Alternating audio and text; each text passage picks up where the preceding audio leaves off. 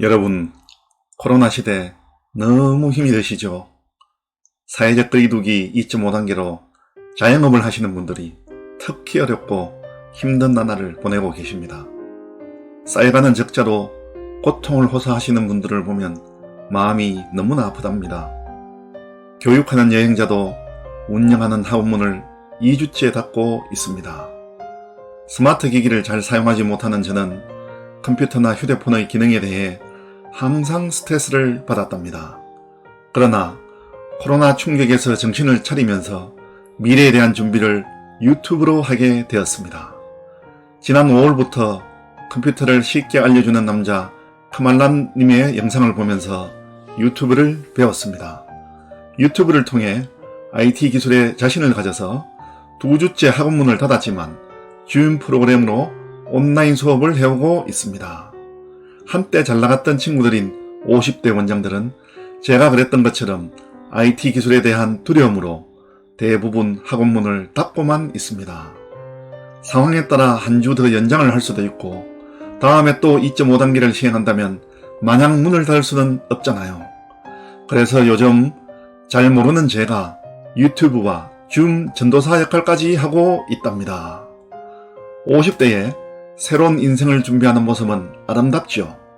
저뿐만 아니라 50대에 영어 공부에 도전하고 있는 분이 있답니다.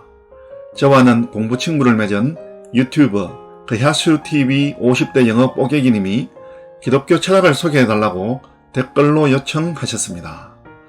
기독교 철학이 무엇인지에 대해서는 다양한 주장이 있습니다. 저는 기독교 세계관으로 철학을 하는 것을 기독교 철학이라고 생각합니다.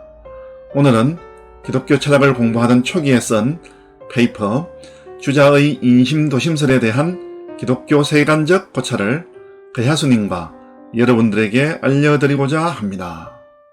기독교가 아니신 분들도 시청하시면 인간을 어떻게 생각하느냐에 대해 서양의 기독교와 동양의 유학이 만나는 모습을 보실 수 있을 것입니다. 제목, 주자의 인심도심설에 대한 기독교 세계관적 고찰. 목차, 1장 들어가는 말. 2장 주자 인심도심설의 철학적 의미. 1절 주자 중용장구서에 나타난 인심도심의 구조. 2장 주자 인심도심설의 수양론 함의. 3장 인심도심설에 대한 기독교 세계관적 분석. 1절 창조의 관점. 2절 타락의 관점. 3절 구속의 관점. 4장 인심도심설에 대한 기독교 세계관적 평가 및 제안. 1절 인심도심설에 대한 기독교 세계관적 평가. 2절 인심도심설에 대한 기독교 세계관적 제안. 5장 나가는 말. 참고문은 1장 들어가는 말. 인간의 본성은 어떠한가? 아리스토텔레스는 인간은 이성적인 동물이라고 하지만 마르크스는 인간은 물질적인 존재라고 한다. 맹자는 인간의 본성은 선하다고 하지만 순자는 인간의 본성이 악하다고 한다. 이처럼 인간에 대한 성찰은 동서고금에 걸쳐 다양하다. 그렇다면 어떤 이론이 인간의 본성을 가장 잘 설명해 주는가? 우리나라를 포함한 동양에서는 주자의 사유가 오랜 기간 동안 유학과 유교 형태로 인간의 성품과 수양론에 영향을 미쳐왔다. 주자가 말년에 형성한 인심도심설은 거의 인간 사유에 대한 절정이라고 할 수 있다. 한편으로 인간과 세상을 설명해주는 세계관을 통해 인간의 본질적인 모습을 또한 잘 파악할 수 있다. 특히 기독교 세계관은 인간과 세상이 실제로 존재하는 방식을 올바르게 설명하기에 우리가 인간과 세상을 더 잘 볼 수 있도록 도와준다. 이 글에서는 인간 성품에 관한 동양의 주요 이론인 주자학의 인심도심설을 기독교 세계관의 관점에서 분석하여 인간 성품의 본질에 관해 고찰하고자 한다. 이를 위해 인심도심설의 구조와 수양론을 살펴보고 이것을 창조, 타락, 구속의 기독교 세계관 관점에서 고찰, 평가 및 제안하고자 한다.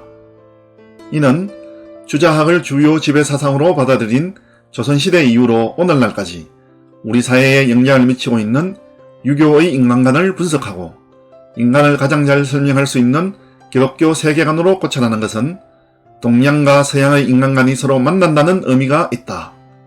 또한 이것은 근대 이후로 타자와의 만남과 변화라는 철학적 주제에 부합한 것이며 인심도심설에 대한 기독교 세계관적 제안은 가치 있는 일이다. 이를 통해 유교와 기독교 세계관의 인간에 대한 창조와 성인이 되는 과정의 유사점과 차이점을 파악할 수 있을 것이다. 그러나 이 글은 주자의 광범위한 사유세계인 이일분수의 형이상학을 포괄한 상태에서 인심도심설을 살펴본 것이 아니다.